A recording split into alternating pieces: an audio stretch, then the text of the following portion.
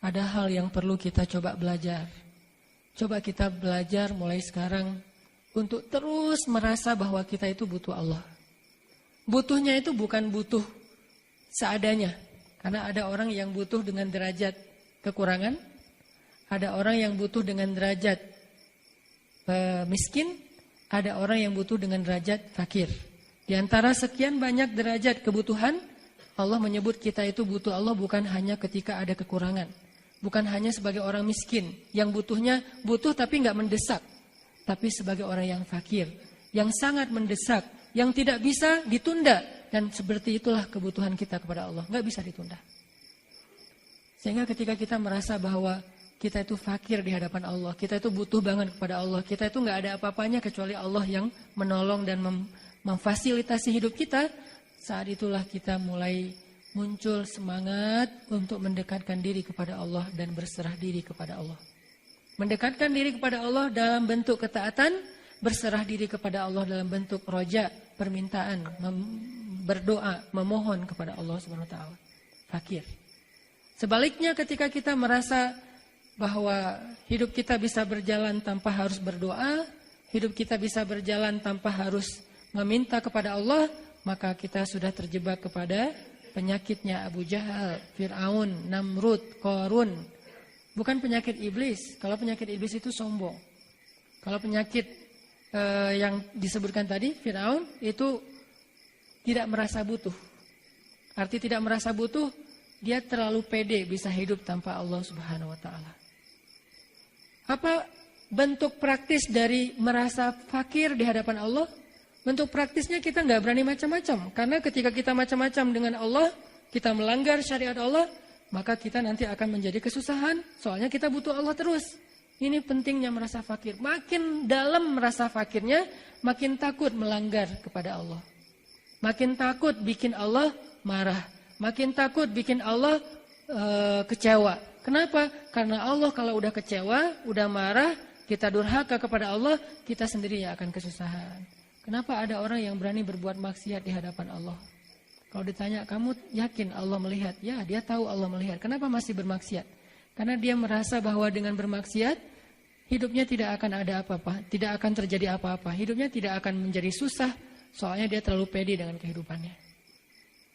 Ada orang ketika dia berbuat maksiat, kenapa dia berani dan tidak takut kepada Allah? Karena dia merasa bahwa setelah bermaksiat pun tidak ada yang berpengaruh terlalu besar dalam kesusahan hidupnya, biasa-biasa saja. Dia tetap bisa makan, dia tetap bisa punya penghasilan, dia punya keluarga yang aman-aman aja. Hampir tidak berpengaruh ke dalam kehidupannya secara negatif. Ini orang yang istagna nih. Kok Allah biarkan? Allah bukan membiarkan. Allah memberi dia kesempatan untuk sadar, insaf. Bahasa Arabnya insaf. Allah memberi dia kesempatan buat insaf. Allah kasih dia teguran-teguran kecil sampai teguran besar seperti Firaun. Teguran pertamanya apa? Teguran pertama Firaun bukan belalang, bukan kodok, bukan sungai Nil menjadi merah, bukan badai, bukan. Teguran pertama buat Firaun itu lembut banget. Didatangkan kepada Firaun 2 nabi sekaligus. Dan Allah mengatakan kepada 2 nabi itu apa? Wa qula lahu qawlan layyinan. Bicaralah dengan dia dengan ucapan yang lemah lembut.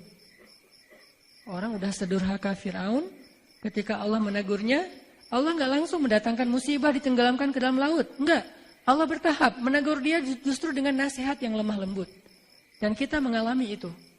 Kalau Firaun saja yang durhaka, Allah datangkan orang untuk menasehatinya dengan nasihat yang layyinan, dengan lemah lembut, maka kita pasti juga merasakan hal yang sama. Datang nasihat lewat tausiah, datang nasihat lewat broadcast di grup, datang nasihat lewat japri dari teman kita, DM, datang nasihat lewat tiba-tiba ngeklik apa, nggak sengaja ternyata itu bentuknya quote tentang agama, datang nasihat dari YouTube, lewat video-video para ustadz, para da'i, para ulama, itu semuanya qaulan layyinan, nasihat mau'izatan hasanah, nasihat yang baik dari Allah kepada kita sebelum dikasih nasihat yang lebih keras. Biasanya kayak gitu.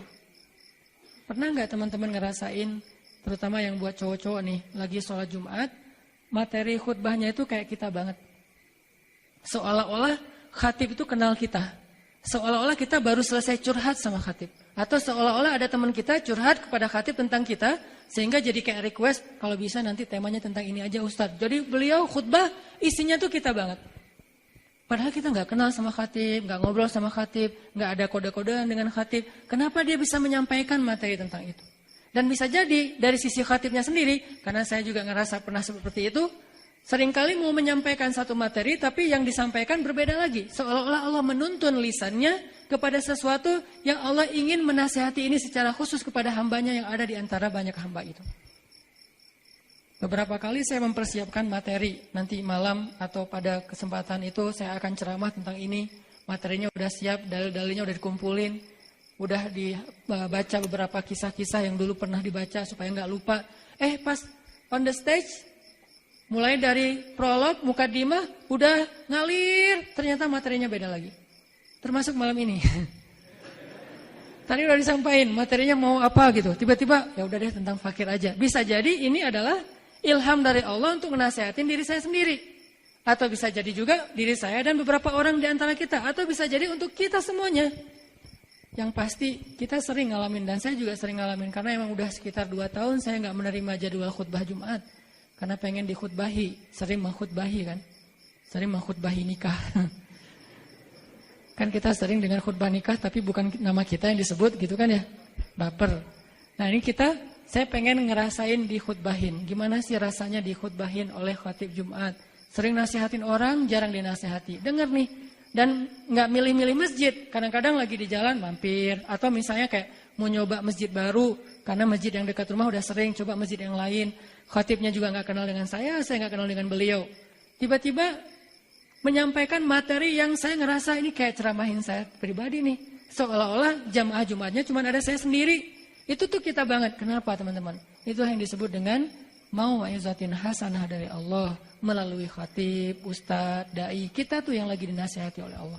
Kalau cara ini gak berhasil, setelah sekian lama, Allahu a'lam yang soal waktunya berapa lama, kita gak bisa spekulasi. Ini baru juga sekali. Kayaknya masih ada kesempatan. Jadi biarin aja dulu Allah nasihatin terus. Gak usah langsung diamalin.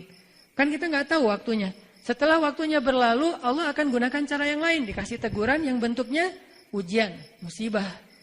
Idza kasurat dzunubul abdi walam yakun lahu amalin liyukaffiraha fabtalahu Allahu bil hazan liyukaffiraha. Kalau orang punya banyak dosa tapi enggak cukup amal untuk mengkifarat dosanya, Allah akan kasih dia ujian ataupun kesedihan untuk mengkifarat dosanya. Tiba-tiba dikasih ujian buat Firaun dengan berbagai macam masalah. Mulai dari anaknya sakit, mulai dari bangunan-bangunan yang dimakan rayap, mulai kemudian datang belalang, kemudian datang kodok, kemudian air sungai Nil menjadi merah, kemudian menjadi badai yang dingin sekali sehingga banyak orang yang akhirnya kena penyakit dan seterusnya, nggak sadar-sadar juga. Sampai puncaknya adalah ditenggelamkan ke dalam Laut Merah. Ini kenapa? Istaghna, merasa terlalu pede dengan dirinya sendiri. Kekuatan fisiknya, pengawalnya, gengnya, keluarganya, pengikutnya, keturunannya, dan seterusnya. Hartanya, jabatannya, kekuasaannya. Dia terlalu merasa gak takut dengan Allah dan gak merasa butuh kepada Allah. Nah ini bahaya banget. Ini yang disebut dengan istaghna. Kadang kita merasa seperti ini dengan grade yang mungkin masih ringan, tapi ada rasa itu di hati kita, kayak nggak takut berbuat dosa atau kayak nggak penting banget untuk menyebut nama Allah di awal kegiatan kita. Sesekali doang kita nyebut Bismillahirrahmanirrahim, tapi biasanya nggak. Kalau naik kendaraan yang sehari-hari nggak, giliran naik pesawat doa safarnya lengkap, apalagi jenis pesawat tertentu gitu, itu doa safarnya lebih banyak lagi gitu. Ya mungkin takut jatuh lah karena banyak track record pesawat ini sering jatuh. Jadi kalau naik pesawat itu Bismillahirrahmanirrahim, Subhanalladzi sakhkhara lana hadza wa kunna lahu. Sampai landing masih doa. Saking subhanallah ya, tawakalnya luar biasa.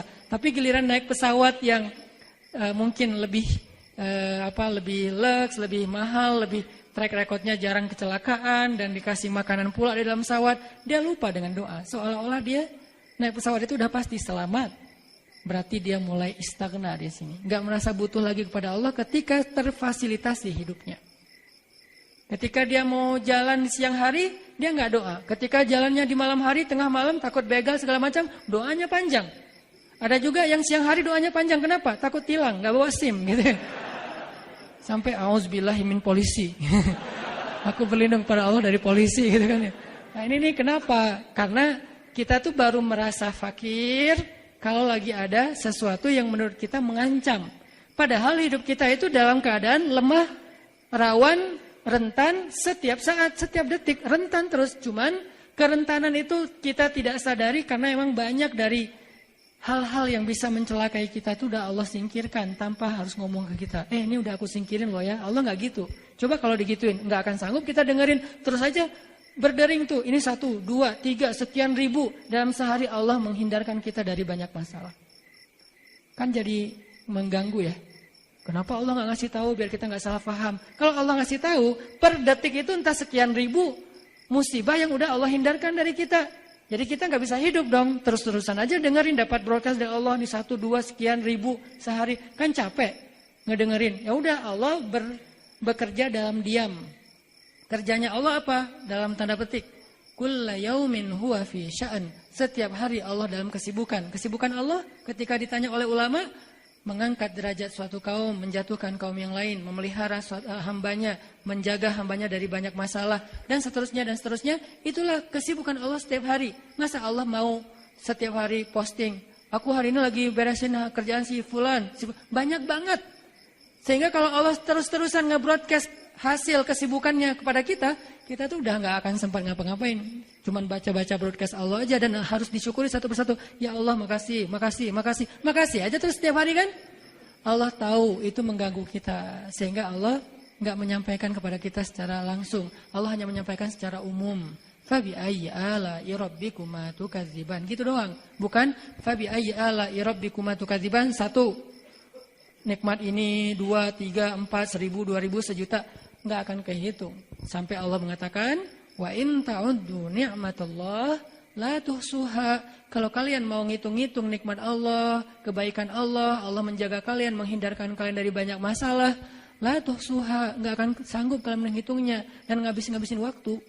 Allah nggak mau ngerepotin kita. Yuridullahu bikumul yusra wala yuridu bikumul usra. Allah pengen memudahkan kalian, Allah nggak pengen menyusahkan kalian. Cuman masalahnya gara-gara Allah nggak selalu nge-mention bab itu kepada kita, akhirnya kita jadi lupa. Seolah-olah kita nggak pernah ditolong sama Allah. Sesekali Allah ingatkan, sesekali Allah ingatkan. Itu teman-teman. Jadi kalau kita mau belajar dekat sama Allah, belajar merasa fakir. Merasa fakir itu 2. 1, merasa butuh kepada Allah. 2, merasa nggak bisa apa-apa tanpa Allah. Setiap hari kita merasa kayak gitu. Orang makin fakir, makin panjang doanya. Dan makin panjang doanya, Allah makin suka sama dia. Karena Allah suka banget ketika hambanya meminta. Bahkan sampai Allah mengatakan di hadis qudsi, minta aja apapun yang kalian butuhkan. Semuanya serentak gak apa-apa, itu gak akan merepotkan aku sama sekali. Dan kalau kalian pun bermaksiat, itu juga gak akan bikin aku kekurangan, keagungannya jadi terganggu. Enggak sama sekali. Jadi Allah tuh gak kayak kita ketika ada yang ngebully, heboh, terus yang unfollow, panik gitu kan ya. Itu mah kita di unfollow panik. Apalagi yang unfollow dia panik gitu. Kalau di follow senang gitu, setiap hari dilihat berapa penambahan followers, terus dihitung-hitung kalau ada yang di-mention sama selebgram nambah followers 3000 dalam hitungan sekian menit gitu-gitu kan. Karena kita butuh followers, Allah gak butuh followers. Kita follow Allah atau unfollow Allah, itu gak ngaruh buat Allah. Kita follow, gak nambah keagungannya. Kita unfollow itu artinya murtad. Follow itu artinya converting to Islam misalnya. Itu gak akan menambah keagungan Allah. Kita murtad, unfollow, gak akan mengurangi keagungan Allah. Biasa-biasa aja, gak ngaruh sama sekali. Justru yang ngaruh itu kepada kita sendiri. Jadi jangan sampai kita berpikir, ya Allah senang kan saya sekarang udah beribadah nih. Untung gak sih buat Allah? Enggak. Jadi seolah-olah kita kesannya kayak kalau udah taat gitu, udah berjasa gitu sama Allah. Ada kan orang yang merasa ketika dia udah taat, jadi berjasa sama Allah.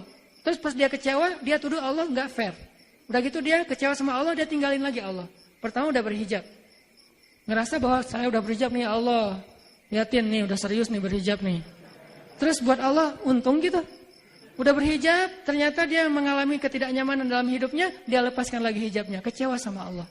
Kalau kecewa sama makhluk boleh, tapi jangan Allah yang jadi kambing hitam. Jangan agama yang jadi kambing hitam, pelampiasan. Silahkan kepada makhluk, walaupun itu sebetulnya juga nggak dibenarkan. Tapi masih oke lah, karena emang apple to apple. Dia bermasalah dengan orang itu, ya udah ke orang itu aja. Jangan masalahnya dengan fulan, tapi yang diserang orang lain. Jangankan dengan Allah, dengan sesama kita aja kita nggak ngerasa nyaman kan? Ada teman kita, dia lagi ramai dengan siapa gitu, terus marah-marahnya ke kita, terus uring-uringannya kepada kita, terus padahal kita nggak ngapa-ngapain, kan kita akan tersinggung dong, apalagi Allah Subhanahu Wa Taala. Ini artinya belajar fakir. Ya ayuhan nas, antumul fuqara'u ilallah. Gara-gara kita ngerasa fakir, akhirnya sujud kita panjang. Gara-gara ngerasa fakir, akhirnya doa kita panjang. Dan Allah senang banget dimintain doa. Dimintain doa. Berdoa kepadanya. Allah tuh senang banget kalau kita berdoa meminta kepada siapa nabi yang paling banyak berdoa? Semua nabi banyak berdoa, tapi ada nabi yang sampai Allah puji dia dengan kalimat senang berdoa. Ibrahim paling senang berdoa. Sampai Allah menyebut Ibrahim itu dengan kalimat, Ibrahim itu hamba yang awwahun halim. Awwah itu bukan awah ya. Awwah, kan ada bahasa Arab jadi bahasa Sunda ya. Ais jadi ais, awwah jadi awah gitu. Bukan, kebalikannya. Kalau awah kan nggak mau kan. Ini awwahun, bahasa tafsirnya da'a. Arti awwahun da'a. Apa arti da'a? Da'a itu artinya orang yang banyak berdoa. Kalau pernah berdoa namanya da'in. Orang yang menyeru juga namanya da'in atau da'i bahasa kita. Jadi kalau dia berdoanya sesekali namanya da'in. Ujibu da'watad da'i, gitu kan? Aku mengijabah, memperkenankan doa orang yang berdoa. Itu kalau dia doanya sesekali. Tapi kalau doanya udah sering pakai tasydid. Dalam bahasa Arab tasydid itu artinya penegasan. Bukan lagi da'in, tapi bahasanya da'a. Harus ada tasydid. Arti da'a, doanya itu sering banget. Doanya itu panjang banget. Ibrahim kalau berdoa, doanya aja tuh udah kayak baca Al-Quran 2 juz. Kita baca Quran kayak doa. Qul huwallahu ahad, Allahu samad, lam yalid walam yulad walam yakul lahu kufuwan ahad, kan kayak doa Rabbana atina fid dunya hasanah gitu kan ya. Kita baca Quran kayak doa. Ibrahim doa kayak baca Quran. Doa aja isinya 2 juz. Teman-teman kalau salat tarawih atau qiyam Ramadan di Masjidil Haram Mekah, itu doanya kayak baca Quran 1 juz loh. Doanya doang 1 jam, nggak tahu apa aja yang dibaca. Dari mulai masalah pribadi sampai masalah umat. Kalau kita dari mulai masalah pribadi sampai masa lalu, semuanya dibahas gitu. Ya itu aja sih sebetulnya. Kalau Imam Masjidil Haram, masalah umat di Palestina, di Suriah, di Yaman, dan seterusnya. Dan doanya itu emang panjang. Jadi kita tuh kayak kunut pas witir, itu tuh berdiri kunut kayak baca 1 juz. Isinya doa semuanya. Kalau dicari di Al-Quran nggak ada. Itu tadi kunut baca surat apa sih? Bukan surat, itu lagi doa. Nah ini namanya da'a. Dan Nabi yang paling panjang doanya, yang paling sering berdoa, salah satunya adalah Nabi Ibrahim alaihissalam. Sehingga Allah menyebutkan Nabi Ibrahim di Al-Quran dengan kalimat awwahun halim. Nabi yang banyak berdoa dan paling penyabar. Salah satu doa fenomenal dari Nabi Ibrahim, hasbiyallah wa ni'mal wakil. Sehingga saking seringnya Nabi Ibrahim berdoa, sehingga Allah menyebut Ibrahim sebagai Khalilullah, kekasih Allah. Beda sedikit dengan Nabi Muhammad, Habibullah atau Habiballah, kekasih Allah. Ada yang Khalil, ada yang Habib. Kalau Khalil, sahabat dekat banget kalau dalam urusan hidup kita ya. Kalau Habib, pacar, kekasih. Pacar halal maksudnya. Kalau Khalil, sahabat, soulmate. Dari sejak kita kayak SD bareng, SMP bareng, SMA bareng, kuliah bareng, nikahnya nggak bareng. Nah ini, itu namanya Khalil dalam bahasa Arab ya. Udah kayak dekat banget lah. Makanya ada hadis, almar'u ala dini khalilih. Seseorang tergantung agama sahabatnya. Nah Nabi Ibrahim Khalilullah, dekat banget sama Allah. Dan rahasia kedekatan Ibrahim dengan Allah ada di dalam doa. Jadi kalau kita pengen lebih dekat sama Allah, minta sama Allah. Doa itu jangan pendek-pendek. Hafal doa yang panjang. Ustaz kalau nggak hafal gimana? Pakai bahasa Indonesia tapi di luar sholat. Sayang aja gitu kan. Padahal doa di dalam sholat itu keren banget. Apalagi pas sujud. Kalau kita nggak hafal teks doanya nggak bisa dibaca dalam sholat. Karena di dalam sholat nggak boleh pakai bahasa daerah. Atau bahasa nasional. Lagi sujud. Ya Allah. Saya lupa nama orangnya. Tapi saya tahu akunnya. Nggak bisa. Kalau nggak salah akunnya apa ya? Dewi underscore apa gitu. Oh 00 ya Allah. Karena dia lahir tahun 2000. Di dalam sujud nggak boleh. Terus Ustadz kalau bahasa Arabnya apa itu? Sama aja. Ya Allah, ini nasitu apa gitu Instagram. Nggak bisa juga pakai bahasa Arab yang udah ada teks dari Rasul dan dari para sahabat. Doa minta jodoh ada teksnya. Cari aja di Google. Kalau nggak ada di Google, cari di YouTube. Nggak ada di YouTube, makanya belajar bahasa Arab. Karena kalau kita nggak ngerti bahasa Arab, nyari di YouTube itu terbatas. Hanya ceramah berbahasa Indonesia. Dia lagi gitu kan ya. Itu yang suka pakai kupluk. Makanya malam ini nggak mau pakai kupluk. Nah, kalau kita ngerti bahasa Arab, kita bisa dengar syekh-syekh yang ilmunya lebih mumpuni, yang pembahasannya lebih dalam, insya Allah. Itu teman-teman, jadi yuk kita belajar fakir, selalu butuh kepada Allah. Karena emang nyatanya emang kita butuh sama Allah. Dan perasaan butuh kepada Allah itu gak mengganggu Allah. Jangan salah paham. Gak enak sering minta sama Allah. Allah sendiri yang bilang di hadis qudsi, minta aja, gak akan ganggu kok. Kulla yaumin huwa fi sya'n. Allah selalu sibuk ngurus kalian, jadi ngapain kalian merasa mengganggu Allah? Enggak sama sekali. Atau kita ngerasa kayak, udahlah hal-hal sepele gak usah minta ke Allah yang berat-berat aja. Kata Nabi, minta kepada Allah walaupun cuman garam. Nah justru ketika kita gak meminta kepada Allah, berarti kita punya indikasi sebagai orang yang tidak merasa butuh pada Allah. Istaghna wal'iyadzubillah. Itu aja yang bisa saya sampaikan. Nanti teman-teman bisa ngulang lagi ayat ini. Surat Fatir, surat Al-Alaq, dan surat Ad-Duha. Barakallahu fiik. Assalamualaikum warahmatullahi wabarakatuh.